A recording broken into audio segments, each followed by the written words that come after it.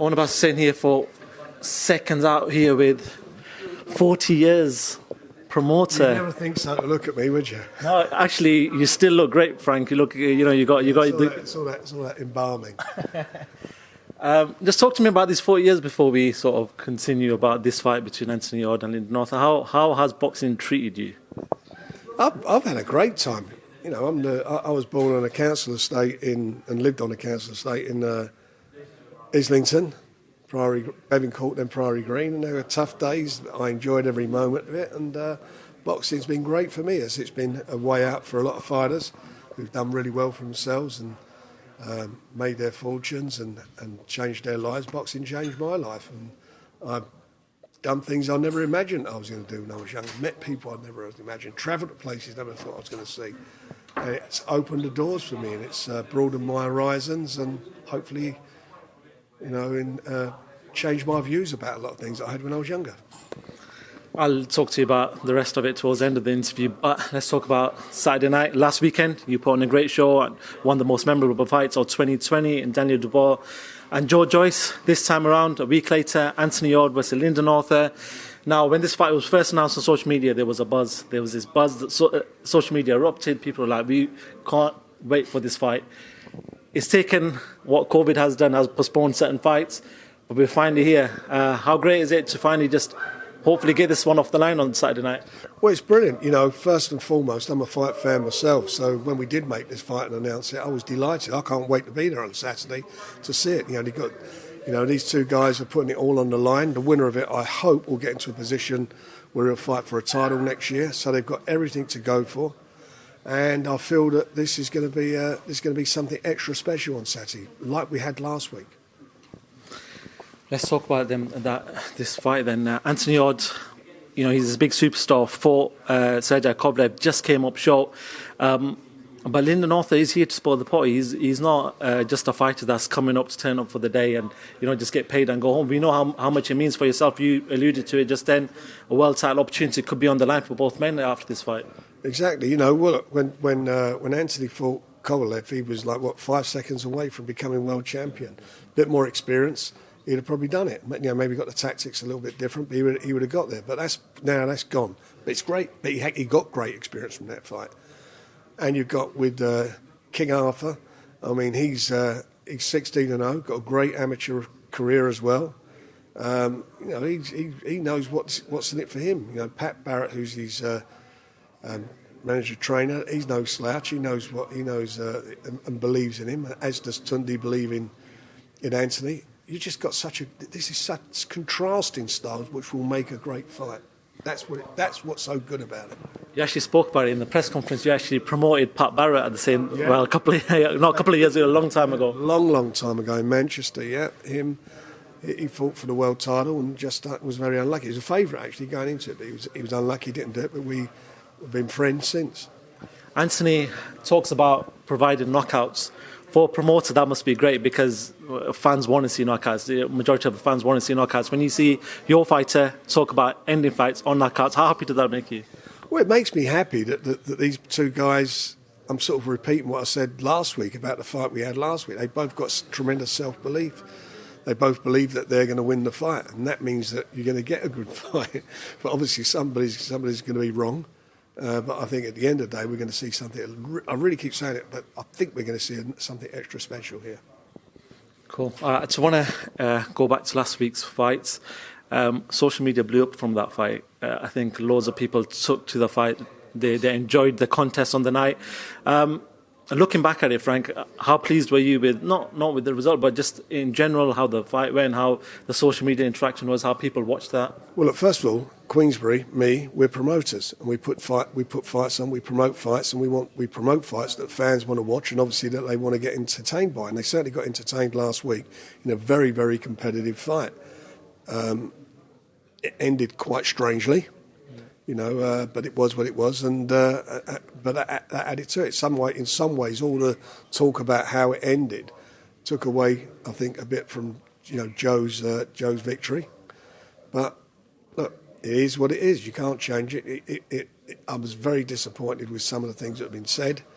But the fact of the matter is, he did the right thing, and it was confirmed by the 2 specialists that he's been seeing for the last 3 days.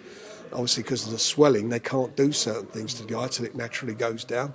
But it was confirmed, and I'll have the written proof, and I'll obviously send you a copy of it, that states categorically that he fractured the floor of his orbit, and he had a hemorrhage to his retina, and he was very unlucky, or very lucky I should say, that he did not carry on, otherwise he'd have wound up probably with a detached retina, and that would have ended his career. You just spoke about people making comments in regards to that. I know that probably Eddie Hearn's comments would have irked you quite a bit, saying that where's the evidence in regards to that? I think he sort of questioned whether anything had been broken in an interview with Coogan on IFL. What do you want to say to that? Well, why would he even doubt that? We didn't doubt that Anthony Joshua suffered a concussion when the referee asked him if he wanted to carry on when he fought Ruiz in New York.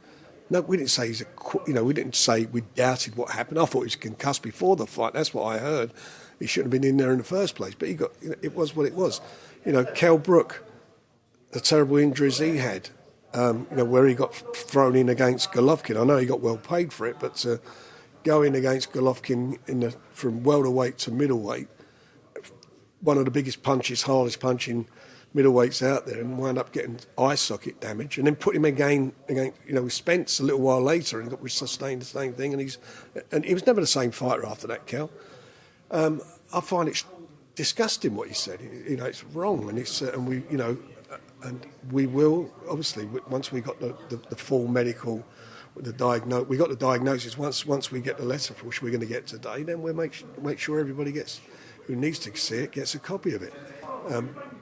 And we won't be like them. I'll actually make sure you do see it. Unlike the B sample that we've never seen, we're still waiting for that B sample. Where is it? But we'll make sure it's there. And I'd like to thank, by the way, quite a few people who actually sent messages of support from quite unexpected quarters. To be quite honest, AJ sent him a really nice. Made nice comments about it. He actually understands it. He's been in there at the highest level, and I'm sure he realised that. So did Kell Brook did.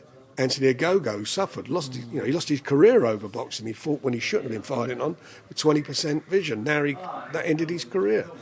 Derek Chisora sent him a nice note, and quite a few other people. So Daniel, not for me, but for Daniel, he's really grateful for that support and understanding. And as I say, we will provide the evidence, and now it's up to him to come back. In the meantime, the sport is about winners, and he was the winner, Joe Joyce, and he's got a big fights coming up next year. We'll make sure we deliver them to him because he deserves them. Before I talk about Joe, I just want to say then, with this back and forth with yourself and Eddie, or with Eddie sort of saying that statement, and you're going to be releasing the report. Or be any closer to sort of you guys sitting together and things happening, because it seems like stuff like this does push you guys away. Cut through all that bullshit. At the end of the day, we talked about it. I talked about this. When was it? I don't even know how many months ago it is now. I've lost track of it. I've lost the will to live with it. Then it was, to his credit, he called me. We're going to do it after a fight. Then we couldn't do it because he went on holiday. Then we come back.